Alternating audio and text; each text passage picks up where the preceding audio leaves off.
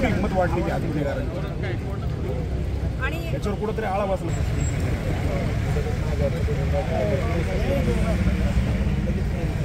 कारण ह्याची मागण्या महत्त्वाचं आहे. माध्यमातून जर आम्हाला मिळालं तर खूप चांगलं होईल. कारण आमचा आवाज मुलाला आणि फिर्यादीला प्रोटेक्शन दिलं पाहिजे. फिर्यादी एक स्त्री आहे आणि मुलगा तर तो 19 वर्षाचा. वकिलांना संरक्षण मंजूर झालाच पाहिजे. प्रोटेक्शन ऍक्ट मंजूर झालाच पाहिजे. संरक्षण कायदा मंजूर झालाच पाहिजे. एक वकील.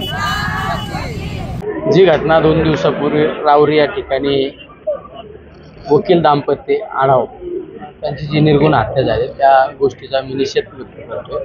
आणि ज्या अशा वारंवार घटना घडतात त्या घटना घडण्यामागं या ठिकाणी कुठंतरी आता ठोस पाऊल उचललं पाहिजे. म्हणजे यांना फाशीची सजा दिली पाहिजे. खऱ्या अर्थाने आमचा वकील सर्वसामान्य लोकांच्या त्या ठिकाणी कोर्टामध्ये बाजू मांडण्याचं काम करतो आणि त्यांच्याबाबत जर असं होत असेल तर ही चुकीची घटना आहे.